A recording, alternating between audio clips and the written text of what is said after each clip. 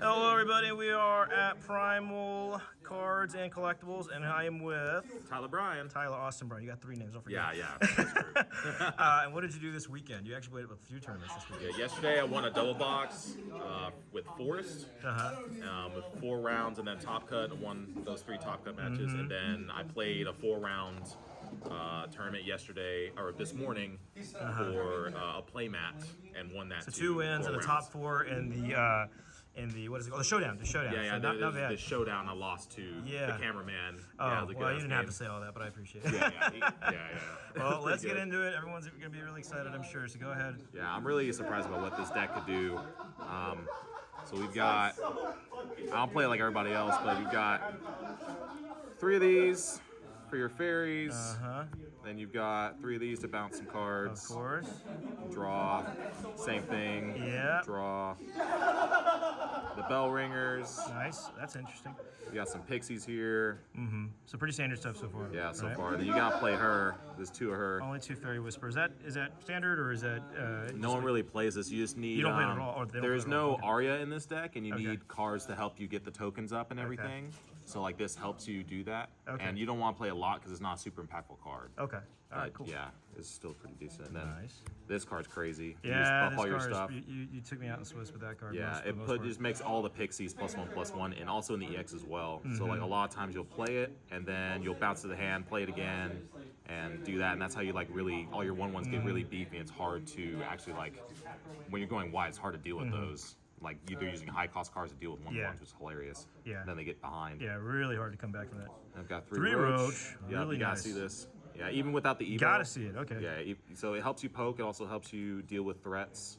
Play a couple cards. That 3, deal 3, has rush, kill something. Single even spot removal or board like pressure. Yeah, exactly. Or going for game. Yeah, because you can get storm and poke a little bit. Yeah, and even without the Evo, it's still decent because that's rush. It's pretty good.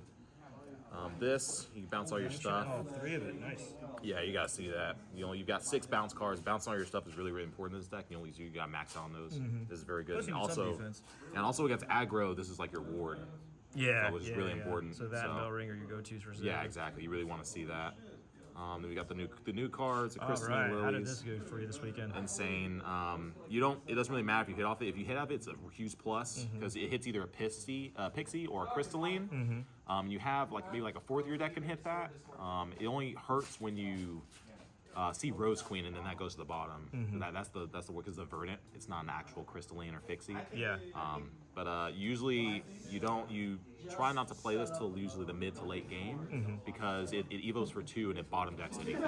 So usually when they're dropping wards or like Alexander or big bodies, you want to save that to get rid of those so you don't lose tempo. Like this is your best removal. Nice. And then you've got the Tias. Okay. I know I have a dislike for the card, but you sell me on it. Card's cracked. I believe you. 2 mana, get a 4/4 and bounce it. Do it again. It just helps you make a board. The Evo is really good if you need to rush. Yeah, they're really pretty. Yeah. Nice. Really nice. I'm looking for more hollows for this deck. Yeah. Very pretty deck. Make some more space in that. This is kind of weird. I've got 2 of these. If you notice, most of the deck is 1 and 2 cost because I just want to play my whole hand every single turn. Yeah. I'm not trying to play mid-range. That's not how the deck should be played, I think. And I was definitely rooting for from these results. It makes sense. But a bunch of 1 and 2 costs. The 3 cost this is still good, so you can get 2 little wisps in there. Yeah. And,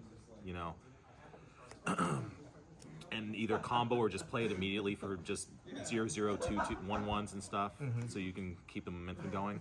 But 3 will clog a little bit because this is a high cost card. Yeah.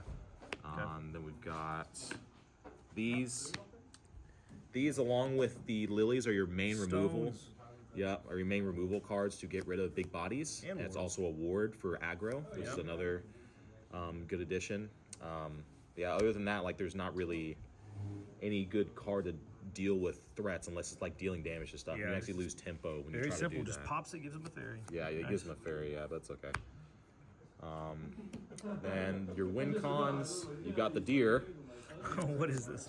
So this is a 4 mana rush and it gets a Thorn Burst token in your EX. So you get one of these. Yeah. Yeah, so that's the thing that Rose Queen 3 does. damage and draw a card. Yeah. Yes. So Rose Queen gets you here. This is what you usually give a Rose Queen to win con, but he puts. This is the only 2 ways to get this: is him and the Rose Queen. But I think this card gets a lot better later on too. Like after, I don't know if it's after Uma or after set 3, but yeah, I heard this card is supposed to be like a 3 of after I think Uma. Yeah, that's exciting. But yeah, there's 2 of these because 4 mana. That's really expensive. So Yeah.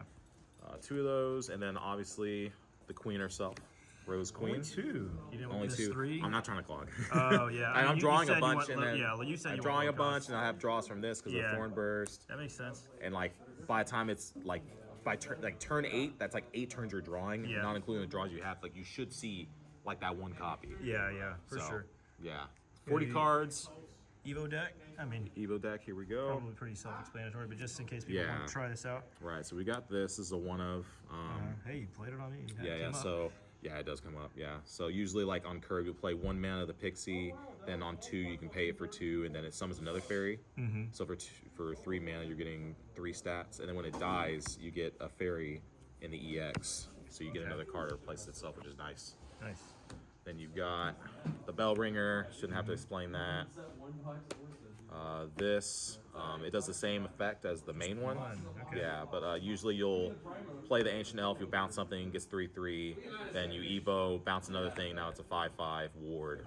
And most of the time, unless they're applying pressure, I really need to ward it, it'll just be a 5/5 standing, and then like they have to deal with a 5/5 on like turn 2 or 3, which is huge. Yeah, a lot better. And then I'm just swinging for 5, and I'm like super ahead. Yeah. Just 1. That's interesting. Yeah. The space is a problem. Yeah, here. right. For sure. Obviously 2 of her. She bottom decks something, which is really, really good. Yep, same with slot removal. Probably the best in the deck. The only time you would probably do this in the early game is either to survive against aggro, or let's say it against dragon, they drop the Alia, and then you can bottom deck it so they can't ramp, so they won't crash into anything. That's like really, really. That's why you don't play Ayala, Tim. Anyway, go back. Continue. Now, don't worry about it. We're talking shit. Now we got Tutia. So the main one, she summons the crystal lady with a 4/4, and when you evo her for 1, she makes this +1/+1. It gives it rush, so it's a 5/5 with rush, and then this is 2. Like this is like 7/7 stats. Because both times I played against you, it never came up. But I mean, do you still? It comes up against other stuff because like there are times where you need to drop it and also evo just so that it's out of the threshold of 4 mana. Because like against dragon, like if you want to do Brazen Breath, I'll do 4 mana, get rid of it. Now they need to do an extra card because now it's a 5/5. You need 2 cards just to get rid of it, especially if it's standing.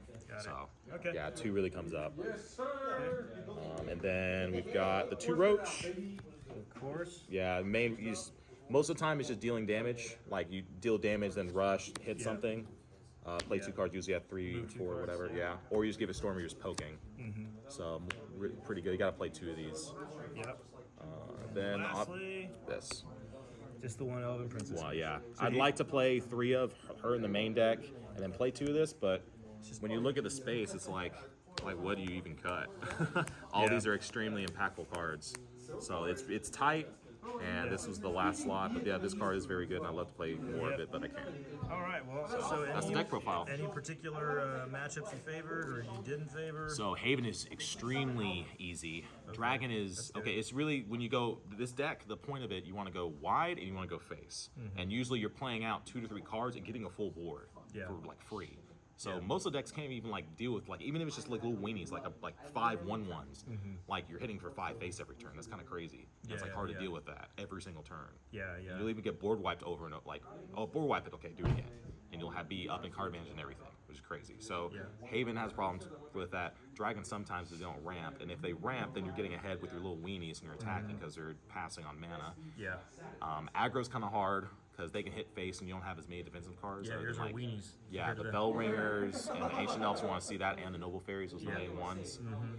Also, Lily's really good. Bond deck something, hit something, get 2 cards off of that. So people want to take note of that when they're mulliganing, then look for those kinds of cards in the aggro list. Right. Yeah, and everything's pretty even except for the other one that's kind of hard is Sword, because they also go wide, but also their bodies are bigger. Like Floral Fencer, they have Alexander to hit everything. Then they get to the token, it's like, dang, you need to win there or else you're kind of screwed. But yeah, this actually has a decent matchup coverage. The only thing is that this archetype is not easy. Yeah, playing because You gotta know when to play your cards, when to actually hit face, when to actually trade with things, when you even need to know when to race them to try to kill them, like in the mid game to get a Rose Queen, or to actually play safe and just like remove. But it's very hard. But I wish you guys luck. That's my deck profile. Thanks for doing the profile, and good luck to you in the future tournaments. Yeah, I appreciate it. Bye.